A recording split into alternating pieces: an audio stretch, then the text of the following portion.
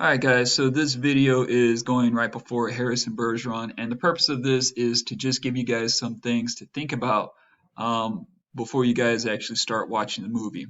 A lot of times when we watch movies, there's this, you're always comparing it to whatever it's inspired by, right? And so these are the things I want you guys to think about while you guys are watching the movie based on Harrison Bergeron, right?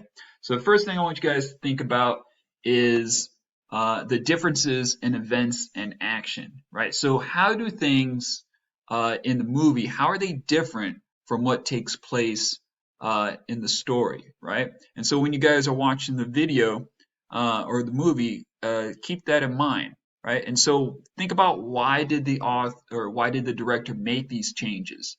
Are the changes better than what was in the original story or not? Do you like the way that the events take place? Were they described differently? Did they take place in a different order? What are the things that you guys notice while you guys are watching the movie? All right, so the next one are the visuals versus the description in the story, right? So the visuals in the movie are going to look a very specific way, and a lot of times they may be similar or they may be completely different from what is going on in the story. So how are things being described in the story, and how are they similar or different to what was described in the book? And so that's something I want you guys to keep in mind. Also, and always, always, always, when you guys are doing these comparison contrasts, when you guys are watching something, think about which one do you think was better.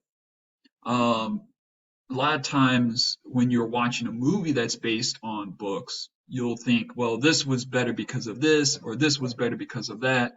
And so you guys should always be doing that when you guys are watching and analyzing a film. Okay, and then the last one I want you guys to think about is something that books don't have the option of using, right? And that's music and sound.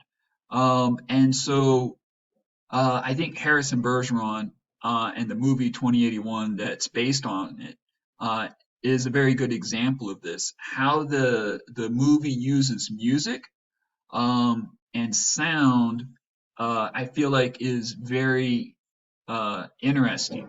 And so when you guys are watching the video, I want you to think about, well, how does the director use music and sound to help you understand what's taking place in the story, right? Um, and so keep these ideas in mind while you guys are watching. And in the discussion board on eClass, I'll be putting up some questions that I want you guys to be able to talk about with your peers. Okay? And that's it for this. Enjoy the movie, and I'll see you in the discussion board. Bye.